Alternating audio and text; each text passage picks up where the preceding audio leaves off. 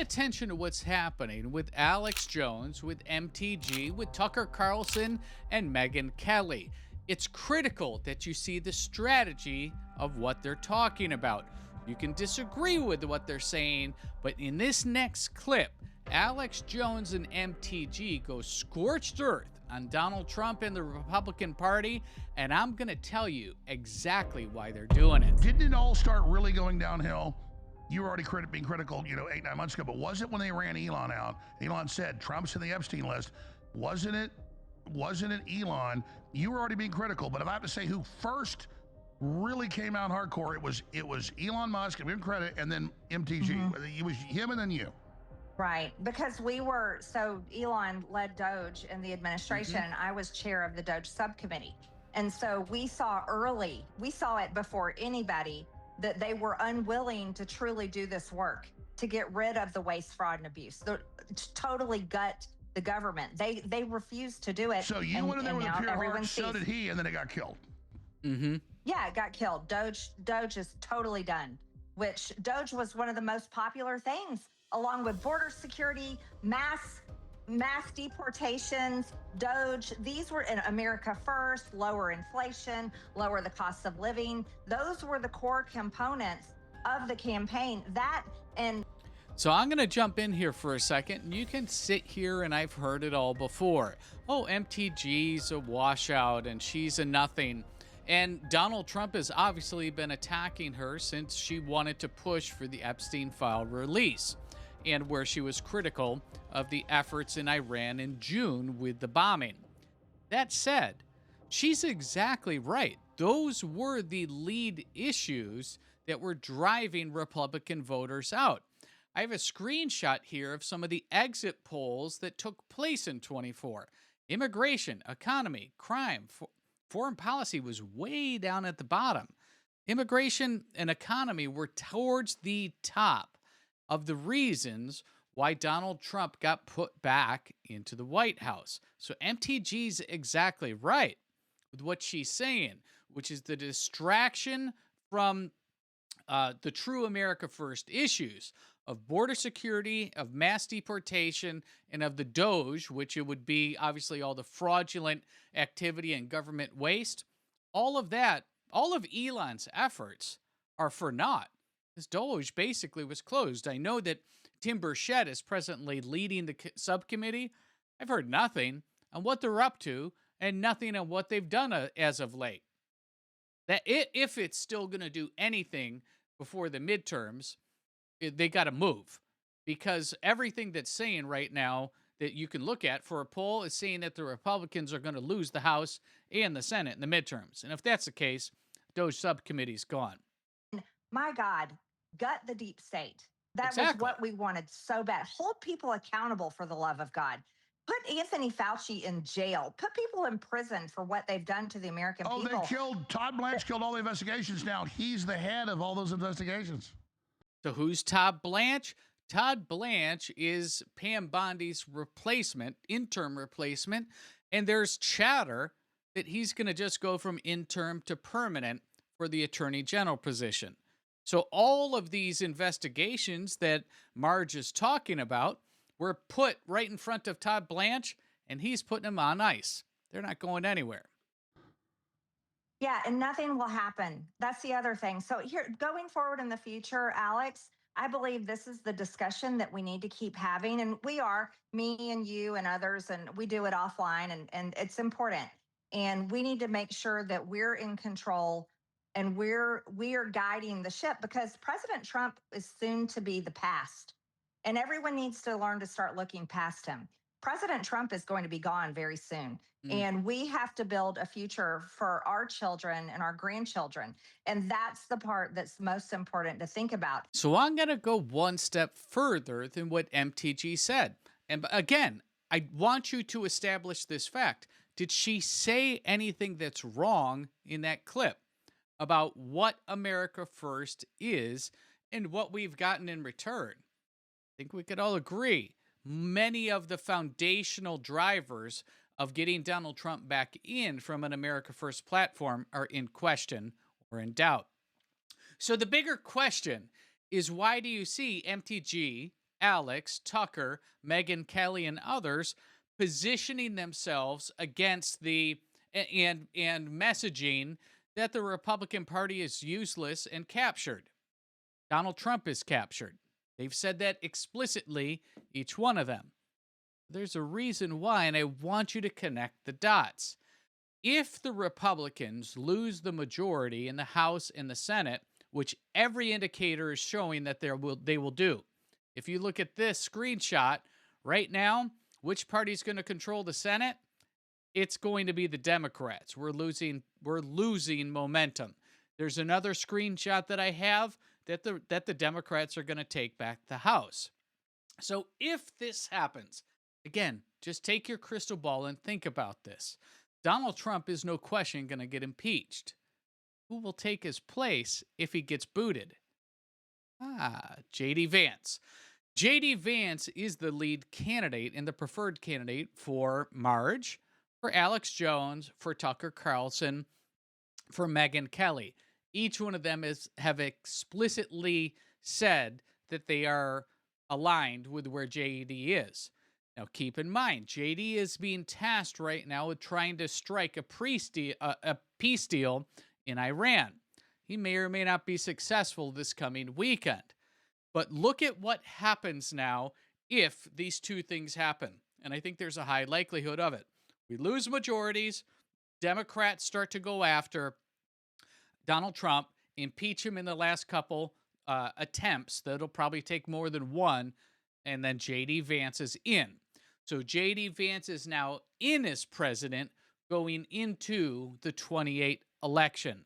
What Marge is doing, what Tucker's doing, Alex Jones and Megyn Kelly, I think they see where this is going. They're trying to align themselves with the racehorse that looks like he will most obviously be in the lead position going into 28.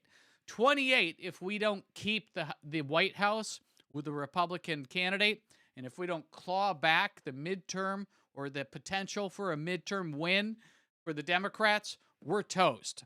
There's no doubt about it. We're done. Because if the Democrats win, this is what we're going to see. We're going to see a huge crackdown on any dissenting voices that are within the media organizations, independent journalists, all the stuff that Nick Shirley has been doing to uncover fraud. It's all gone. You're going to see over 30 million new voters added to the roll because they're going to have mass amnesty. They're going to end the filibuster. We've already known that Chuck and Nancy have both said that they're in favor of it. They're going to pack the SCOTUS. So we're done. As a country, we're done. It is over if we lose in the midterms, which it looks like we're going to do, and then we concurrently lose in 28. It's over. What you should probably be doing is spending some time thinking about what country you're going to move to, because this place, this experiment of a representative republic is gone at that point if the Democrats take back all three. The bigger question that I'm asking you, and again, get active in the comments, is why are we in this position that we're in? Why are we losing so much momentum going into the midterms? We have the House majority, we have the Senate majority, and we have the White House. This is terrible. We, the voters, put those individuals into those slots, and I think we could all agree, let's go in reverse order, that at best, Donald Trump is distracted. We'll say that with all of this foreign policy stuff. When we have healthcare that's completely broken, right? We have massive amounts of fraud. We have people that potentially were up to very nefarious things in the 2020 election. We have people that both at the CDC and the NIH that were jamming us with experimental crap that need to be investigated. Where's any of that? It's all gone, right? Now we have the SAVE Act in front of John Thune in our Republican majority Senate, and it's going nowhere. And folks, it's not going to go anywhere. It is done. It is done. The Save America Act is done. John Thune is uniparty swamp. That's it. That's it. Those are the facts. Because, again, don't trust what they say, trust what they do. What they're doing is nothing on some of these issues that are critical for us. Lastly, of course, they're going to go back, and they've said this too, that they want 52 states, right? So now the whole mix of the amount of senators that you're going to have and the mix in the numbers that are offsetting the blue wave of people moving out of the blue states, well, they're going to get a few more in the House with D.C. and Puerto Rico coming into statehood. That's what they want. Abolishing the Electoral College. Well, all of the flyover states are done at this point. Kansas, Iowa, you name it. When you no longer have a base representation and you're going to popular vote, it's over for the flyover states. And then, of course, MAGA arrests, debanking, all of the activity that they were up to during the Biden regime is going to come back to us in spades. So I go back to the beginning. What did Marjorie say here that was wrong, that you disagree with? Because when we look at the exit polling in 24, these are the issues that we put the majority in the House, the Senate, and Donald Trump in to do. Where has Donald Trump been? He's been on the bottom. He's been extremely active on foreign policy. He's cooled down a lot on immigration, came out with a really good effort. And I think we can all agree that ever since some of the press, or the quote unquote bad press in Minnesota happened, he replaced one of his border chiefs that was publicly moving the effort along in Minnesota. And we've lost that argument. We've not lost the argument with me and you. I'm saying we've lost the argument with others that we can broaden the voting tent with. It's gone. Right? Think about the youth vote. They're incredibly upset over the Iran war. Think about the middle voter, the independent that voted MAGA with Donald Trump. Did they get what they wanted in that swing? Because they could have gone to the Democrats. Thank God they didn't. But they went with Donald Trump. Did they get what they want? And I'm going to challenge you with this. Talk to your neighbors. Talk to your friends that are those independents that came over to the tent. I think you're going to hear that many of them are disillusioned. What's going to happen is not that they're going to vote Democrat in the midterms. They just aren't going to vote. So what is traditionally a low turnout time period, the midterm elections, is going to be even worse. And that is why we're going to lose our majorities. It's terrible that we're in this situation, but I think MTG and Alex Jones bring up some really important points. Because if we don't understand the kinetics of what we lost and how we lost this momentum, then I argue, and tell me I'm wrong, go ahead, comments are wide open. I argue if we don't understand how we got here, then we will have no understanding of how we get out of this mess and try to recover even a modicum of momentum going into the midterms. So I'm curious what you think. Let me know if you think I'm wrong. Let me know if you think MTG's a moron. That's fine. But I think these points are important for us to have an understanding of and to discuss. Because again, it's not about where we disagree at this point with MTG. It's about how we get an understanding to get the momentum back. And if we don't, it's over, folks. Have fun. Think about where you're going to move, because this country, this experiment, is gone. If you've yet to subscribe to America First Alerts, we'd love to have you along for the ride.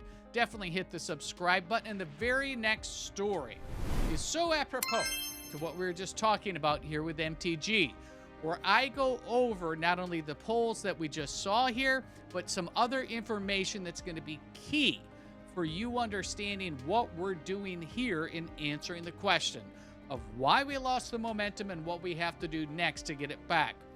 I also outline what I think is going to happen, and it's not good, but we have to be adults. We have to talk about it, because we have to ultimately guard against what I fear may happen. That story's up next. Be sure you watch it.